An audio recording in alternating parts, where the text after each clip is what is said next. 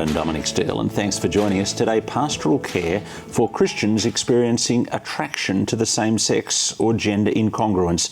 And my old friend Sam Albury is with me. Sam is a super respected pastor on the team at Emmanuel Nashville in the United States. He's written a series of books, including his most recent, What God Has to Say About Our Bodies. Sam, I want to start with your pastor's heart for churches caring for the Christian with attraction to the same sex, and I guess that would flow out of your own experience of being pastorally cared for and looked after. Yeah, this is an issue I've wrestled with personally, as you know. It's been part of my own story, and I talk to lots of Christians from different churches and hear how they've been received and pastored, and it makes me very thankful for the churches I've been at, because I've had very positive experiences of being, I think, shepherded well on these kinds of issues. So that's not been the experience of everyone. Which is why hear horror stories. Sadly, that there are many of them. But again, it makes me very thankful for the pastors I've had over me. And we want to. The best any pastor can do is to reflect the Good Shepherd. Mm-hmm. Jesus is the real pastor. We're here to bring people under his care, and we want to shepherd people in a way that reflects the shepherding heart of Jesus himself. So let's just, how would you handle it? How would you want a youth leader or an assistant minister or senior pastor to handle it if somebody comes and says, look, I'm experiencing gender incongruence, or I think I might be trans as a church member? Yeah, I think the first thing is to listen well. Proverbs 18, I think it's verse 13, says that if we give an answer before we hear, it's folly and shame. Mm-hmm. So before we immediately kind of leap to, okay, here's all the things I want them to know about gender identity and that kind of thing, it's just to find out more about what they're going through, what they're feeling, what they're going through, and then what they're thinking about what they're going through. And to be honest, the first conversation, I might say very little. The first conversation, I'll just be as much as they're comfortable sharing. I want to hear how they're doing, how they've got to this point, and get a sense of where they're at. And then that will then inform and shape where I go next. So listening well is a good starting point. And I think the second immediate thing is just to thank them for sharing that. I think we can assume that's something you might feel a bit nervous sharing with a pastor or a youth worker. It's a big thing to disclose to anyone, but to disclose that to a Christian leader, I can understand someone feeling a bit nervous about that, because how are you going to be received? How are they going to respond?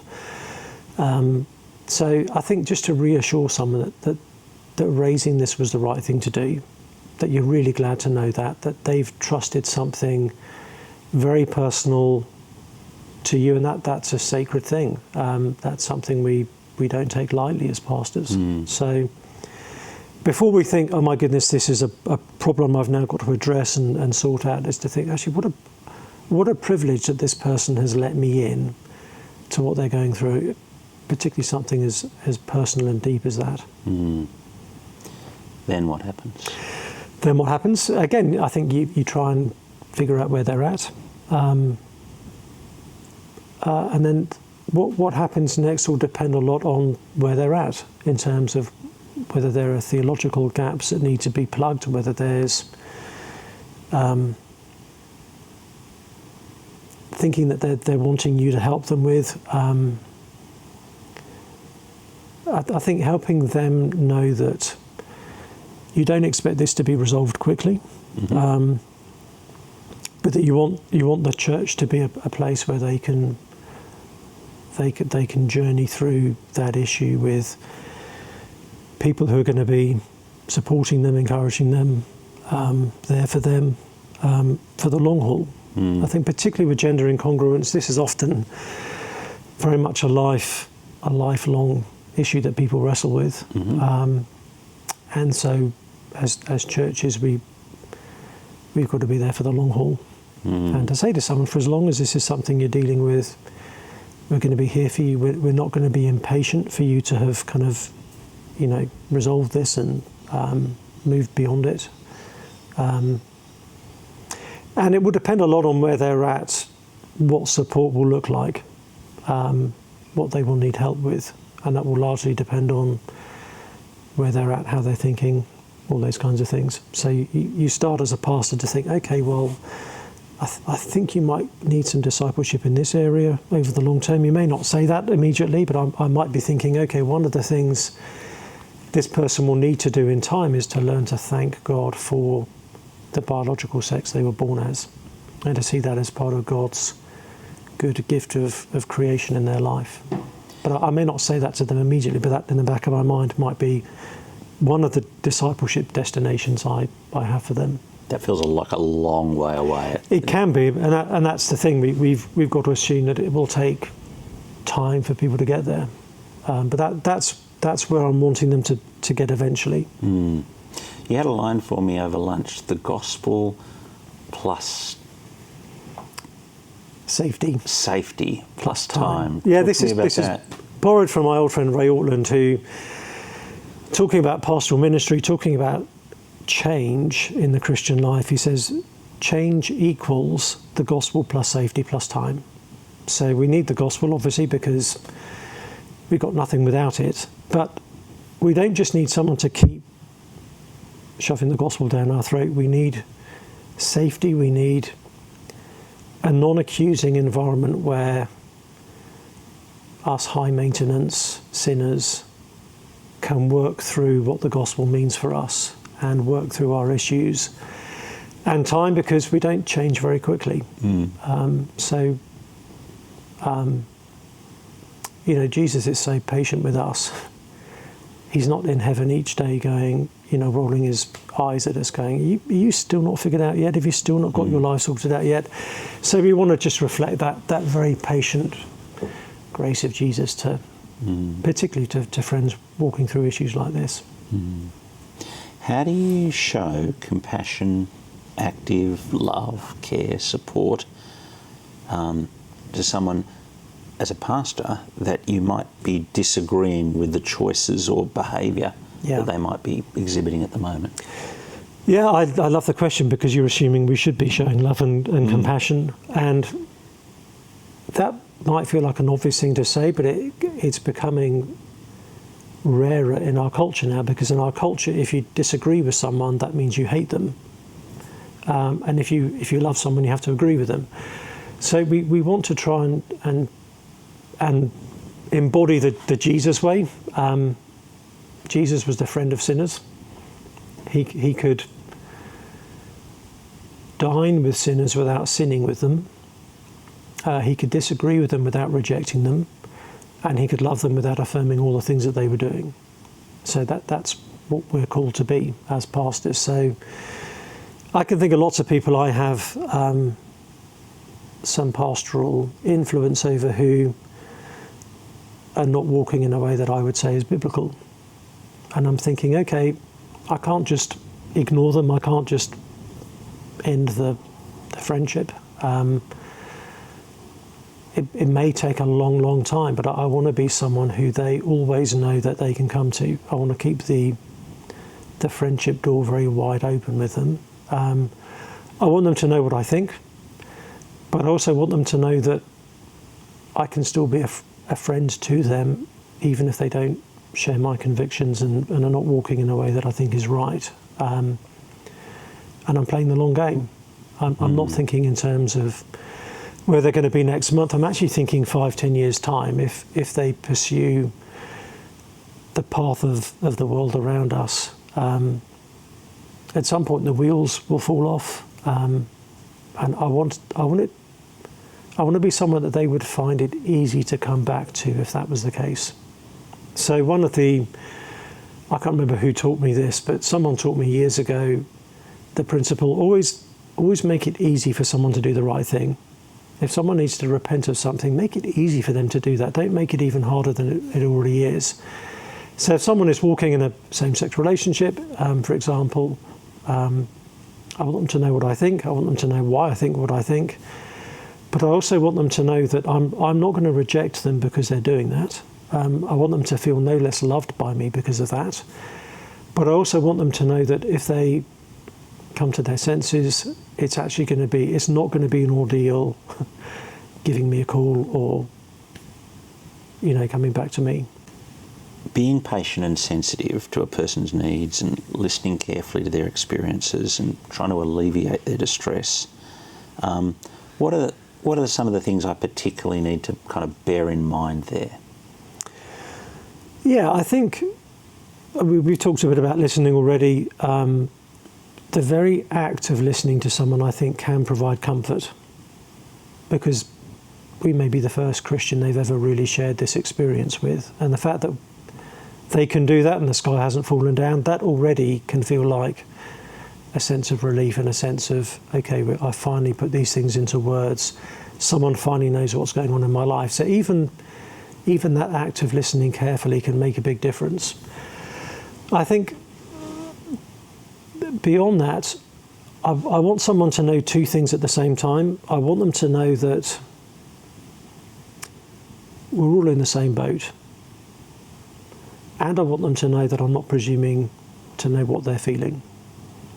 So on the first part, we're all in the same boat. I want someone to feel, even if I've not gone through exactly what they're going through, I want them to feel a sense of solidarity. I know what it's like to be a broken human being. I know what it's like to be broken in my sexuality. I know what it's like to be broken in my body. I know what it's like to be confused about who I truly am. And therefore, I want them to know I'm not thinking that they are some different species of human being just because they're going through whatever it is they're going through. We're in this fallen world together. So I want them to feel that sense of we're in the same boat, whilst at the same time preserving the fact that they will have gone through things I haven't. So with a friend who is wrestling with gender incongruence, I don't want them to feel like they're a freak. I want them to know that, I'm with you in this. If the gospel's not good news for you, it's not good news for any of us. We're in this together. Whilst at the same time saying, I'm not going to pretend to know what it feels like to be you. I'm not going to presume to know what you've gone through and what that's like. Almost never in pastoral ministry do I say to someone, oh, I know exactly what you're going through. Because most of the time I don't. I don't have to. So I think that can help just to preserve the uniqueness of what they're going through, to honour that, whilst at the same time saying, I'm not othering you because of that. I'm coming alongside you as a fellow fallen human being. And then I think it can be, again, depending on where the conversation is at and where the other person is at, I think it can be really good at that point to show why in Hebrews 4, Jesus is such a sympathetic high priest, because he has been tested and tempted in every way and yet is without sin. There's nothing we go through that he doesn't understand.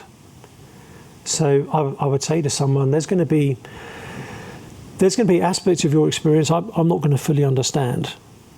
There's going to be aspects of your experience you might not fully understand yourself yet, but Jesus really gets it. He gets it more than we do. He has so experienced comprehensively the fallenness of this world that he is able to understand what we go through even more than we are. So I'd want people to realise he's not unable to sympathise. He is someone we can go to, and he wants to help us. He wants to give us comfort and strength. How do we attempt to provide an environment that doesn't exacerbate someone's distress, both in our personal interactions and actually as we think about our church congregations as a whole? Yeah, it's such an important question, isn't it? We want our churches to be places where none of us are shocked by what any one person may be going through. We want to have that culture of, again, I might not know what a particular person has gone through, but we get it. We know what it's like to live in this world. We're not surprised by different forms of brokenness. We want our churches to be places where every species of fallen humanity can can come and feel welcome. So having that sense of unshockability, I think, helps. Having a healthy sense of the extent of our own sin will really help, because if I really know the extent of my own sin, then when you turn up and start confessing your sin to me, I'm not going to be going, well, that's, I'll be thinking, listen, if Jesus can have mercy on me, then you're going to be a pushover. Paul talks in 1 Timothy about Christ Jesus coming into the world to save sinners, of whom I am the worst, he says. And I've always been comforted by that, because he's an apostle, he's writing the Bible as he's saying that, and yet Paul... There's a place for him in Christian ministry. Yeah, there's a place for him in the church, and he can say he's the worst of sinners, not because he's necessarily sinned more than everybody else, but because any of us know our own sin far more than we know anybody else's. So as I spend time with you, I'll get a sense of some of your sin, but I don't see inside your heart. I do see inside my own heart. So as far as I'm concerned, I'm the worst sinner at the table. And yet Christ has died for me. He's had mercy on me. But I think if we have that perspective corporately, that if each of us finds it hard to imagine that there's someone else in this world who's more messed up than we are, that will create a sense of safety. We will just become people that others feel able to open up to and share their own struggles with. How might we slip into unbiblical or rigid gender stereotypes, and how do we avoid doing that? Yeah, I think we do that very, very easily. I mean, our culture does that to a certain extent. There will be certain aspects of how our culture thinks about what it means to be a man or what it means to be a woman. There'll be certain aspects that we can go along with. There'll be certain aspects that are positive that will actually go, that's really good. Other aspects that are neutral, and other aspects that we have to say as Christians, no, I don't agree with that. And I think part of what we want for our churches is that the Bible, I think, gives us quite a broad range of what it can look like to be a man and what it can look like to be a woman. Broader than our culture does. So we don't want people to feel pinned down to the cultural expectation of this is what you must be like if you're a man and this is what you must be like if you're a woman. We don't want someone who doesn't fit that to think maybe I'm not a man and maybe I'm not a woman. You might be a guy who's not very sporty. That's fine. That's okay. You might be a woman who doesn't fit some of the cultural stereotypes of what a woman is like. That's fine as well. The Bible is much broader on these things than we are. I always think of King David and how, King David checks certain boxes on what a man is meant to be like. He was a warrior. He slew a giant. That's pretty masculine. Macho, yeah. And yet he was a guy who was very artistic, wrote a huge amount of poetry, played a harp, and did a lot of emotional processing out loud. Those things are not unmanly in the Bible. So I think we want to give people permission to be outside of some of the cultural expectations that there may be, and not to add to those in the church, and to add our own Christian subcultural expectations of what it has to look like to be a man and a woman. One aspect of that, I think, is reviewing. Most of us will have some single-sex spaces of ministry in our church. We might have a men's ministry, a women's ministry. It's good to think through, okay, over the last 2 or 3 years, what have we done in our men's group? What kind of activities have we done in our women's group? And are we unwittingly reinforcing certain cultural stereotypes?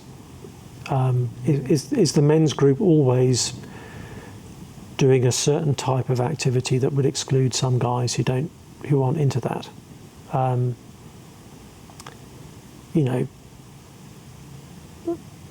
From being in a more American context these days, if the men's ministry activity is always we're going to the shooting range. Does your church do that? No, it doesn't. But I've heard of men's ministries that do, and there's nothing intrinsically wrong with that. That's not sinful. But that would exclude a certain type of guy. It would exclude me. I have no desire to do that whatsoever. And it's just making sure, okay, in our men's group and our women's group, are we catering to the breadth of men and the breadth of women that God has given us in our church? Or are we always portraying a certain kind of stereotype? How do we lead our churches to reject all bullying, ridicule, mistreatment and abuse of gender non-conforming people? I think we need to really preach up the image of God. I'm struck in James 3 when he talks about, you use your tongue for praising God and you use your tongue for cursing men, and he says this should not be. We have to see every person who comes into the church as being made in the image of God, every bit as much as we are, and therefore if we're demeaning and bullying that person, we're insulting God. It's not just wrong because the world says it's wrong and we're trying not to cause offence.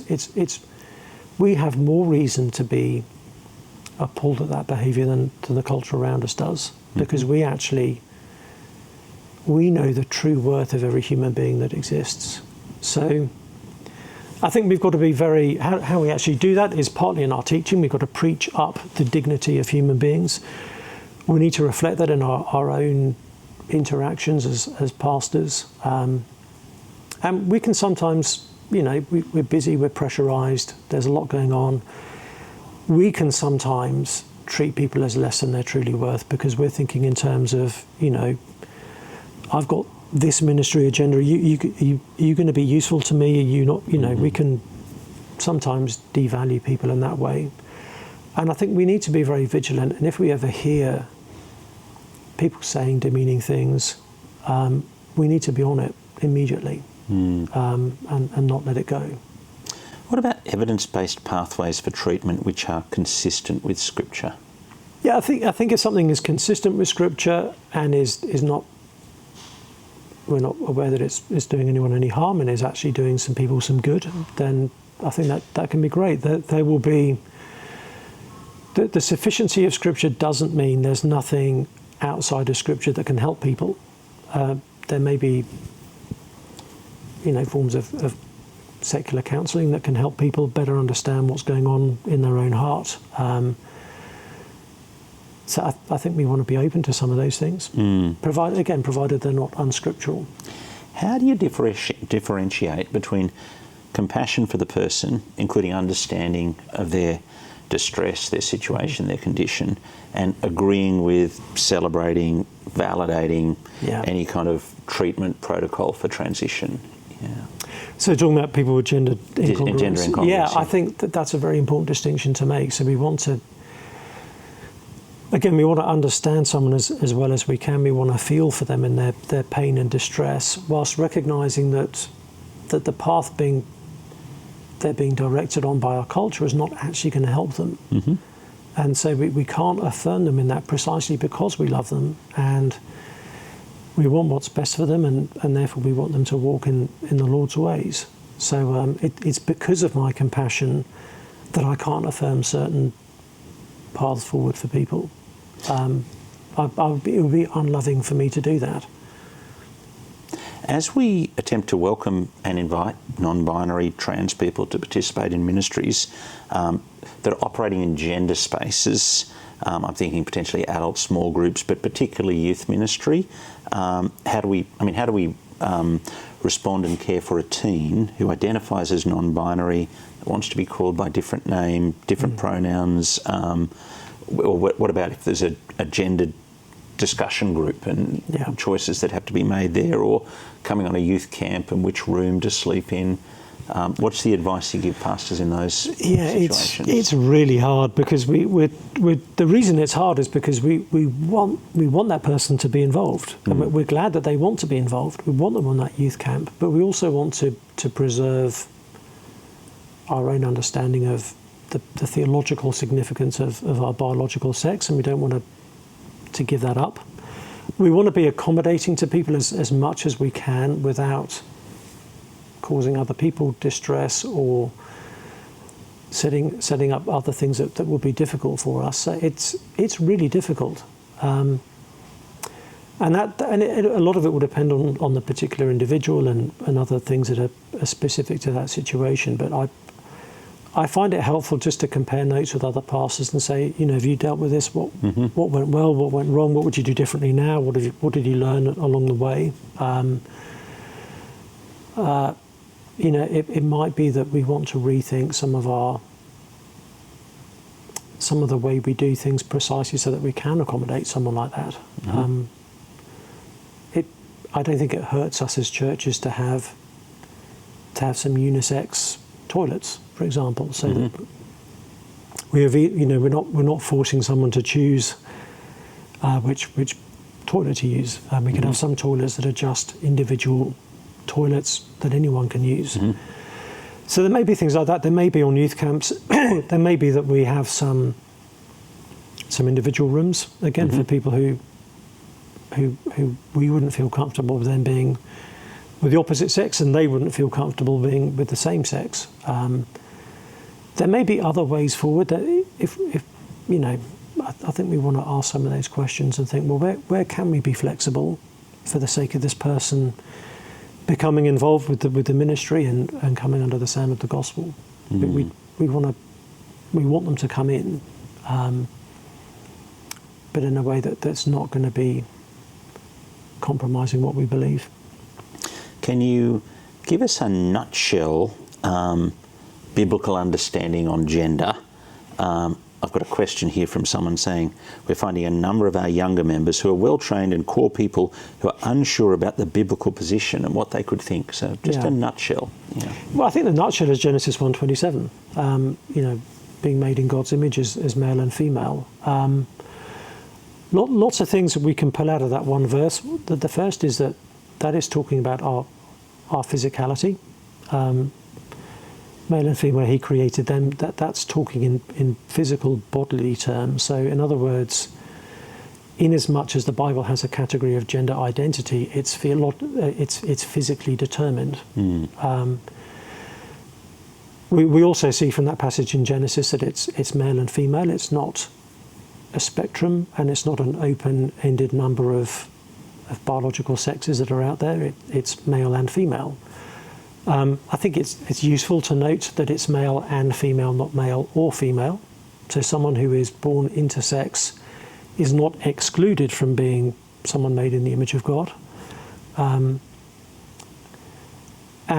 I think we want to recognise that our maleness and femaleness in that verse is bound up with how we image God, because it's highlighted at the very point that the passage talks about us being uniquely made in God's image. We're made as male and female in God's image. So we're not the only creatures that are made male and female, but we are the only creatures where our maleness and our femaleness has that level of significance, and it's bound up with how we image God. We need each other to image God better, and so we need to therefore see the goodness of the fact that God has made us male and female, to see each of those as being gifts from God, and not to look down on our own biological sex, even if we don't feel comfortable with it, not to look down on someone else's, but to think actually in God's goodness we are all enriched by the interplay between male and female. One of the criticisms of evangelicals in this space is the suggestion that really any action of non-affirmation is causing harm to someone, and someone who is LGBTQ. Yeah. And so how do we maintain our convictions but not cause harm the way we're told we will if we maintain those convictions? It's a very difficult situation because of the cultural time that we find ourselves in. That is the dogma of our age, isn't it? I think we don't want to cause harm, obviously, but we believe the greatest harm is comes from not knowing the God who made us. I mean, the most help we can be to someone is to bring them under the voice of the Good Shepherd. Now we know that the gospel is good news. We know that it's hard news. And I think as pastors we need to remember that hurt is not harm, but it's not always.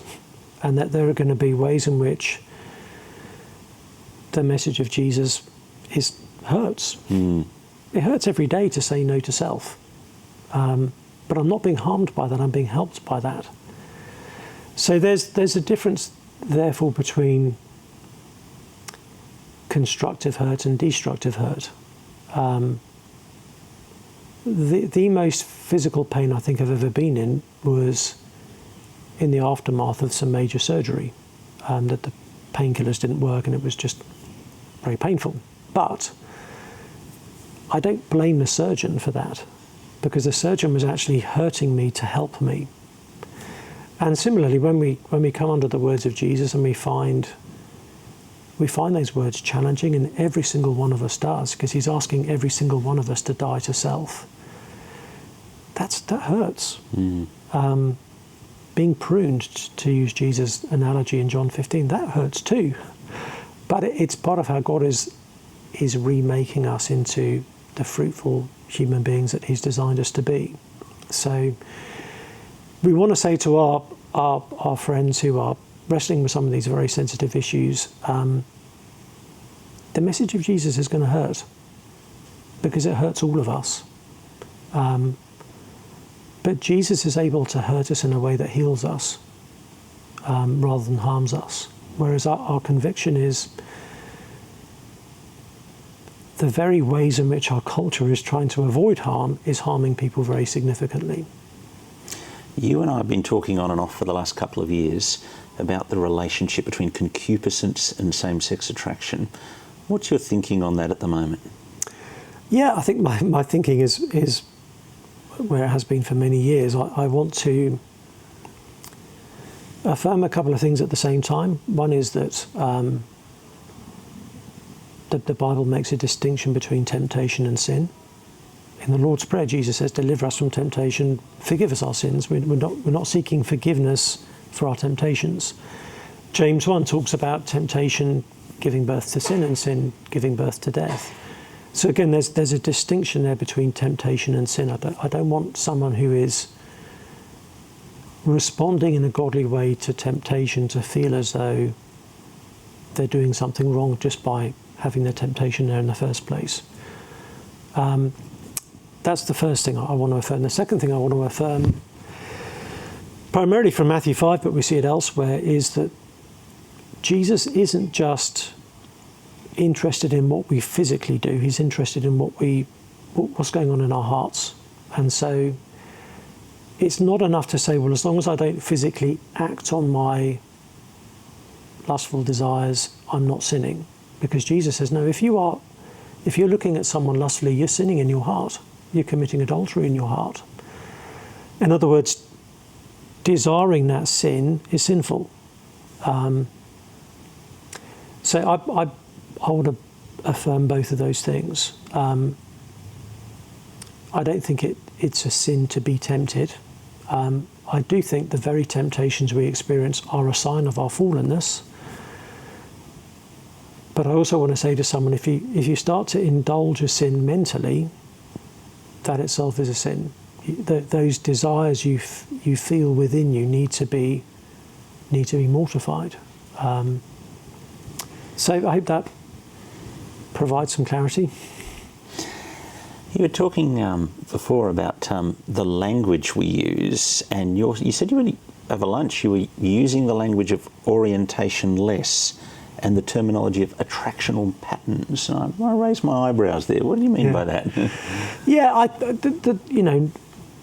all language is a bit imperfect. The language of orientation, I think, I would have used it quite happily 10 years ago. I'm slightly less happy with it now because I feel as though more and more baggage is being put onto it that I don't mean by it. And in our secular culture, orientation is increasingly used to kind of imply fixity when it comes to someone's sexual attractions and sexual feelings. And it's often used to imply this is the vantage point from which they see all of reality. And as a Christian, I don't think those things are necessarily the case. So the word orientation is saying far more than I want to say.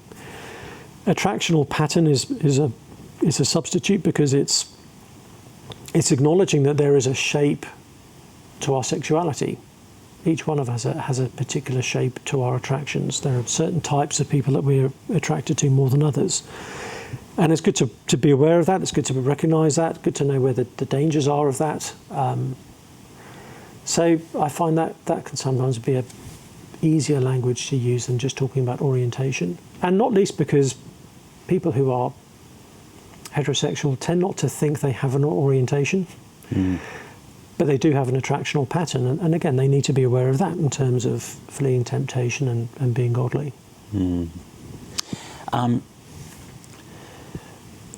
We're on the Pastor's Heart. We've got a lot of pastors listening, and so what's your advice to a pastoral worker, a ministry worker, who's experiencing same-sex attraction or gender incongruence? Yeah, I think there would be the same advice to any Christian who's experiencing those things. For someone in ministry, is to think, are there any particular added things you need to be aware of in ministry, just in terms of potential temptation, potential stumbling, or things that will make that unnecessarily painful that you need to be mindful of? I think it's good to have someone else who knows that that's something you're wrestling with.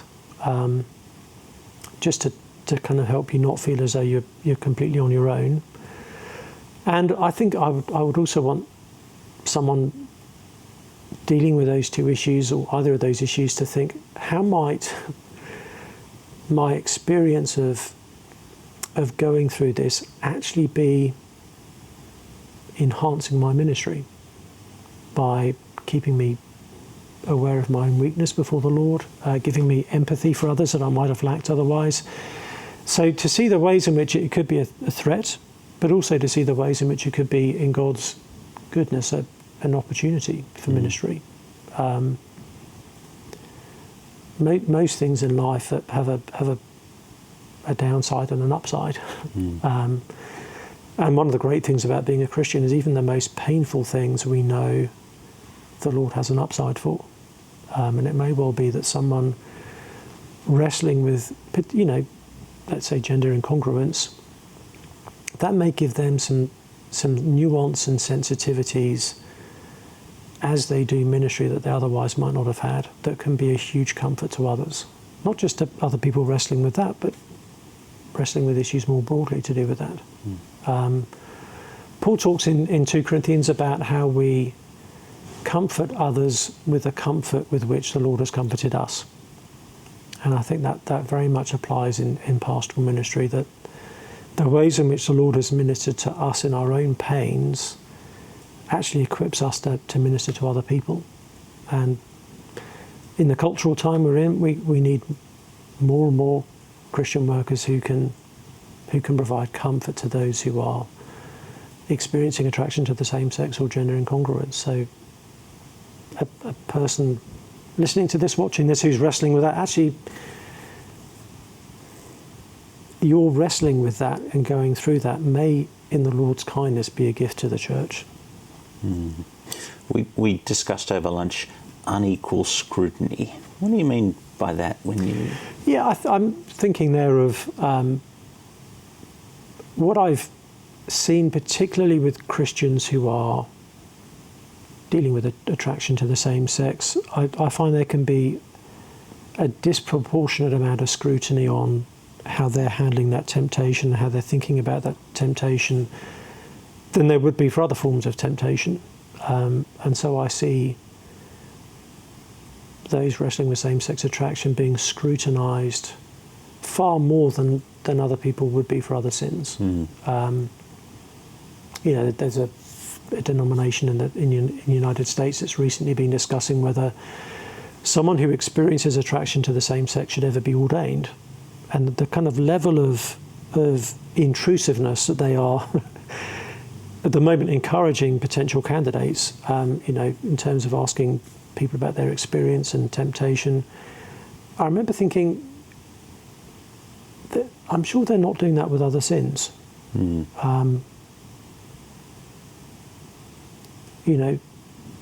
Greed is a sin. Are people being scrutinised about how much they eat and their lifestyle? So I just think we've got to be biblically consistent. Not all sins are exactly the same, but when one particular kind of sin is being scrutinised by people who are not wrestling with it, and sins that they are wrestling with are not being scrutinised, that doesn't add up to me. The sin any of us should be most concerned about should always be our own sin.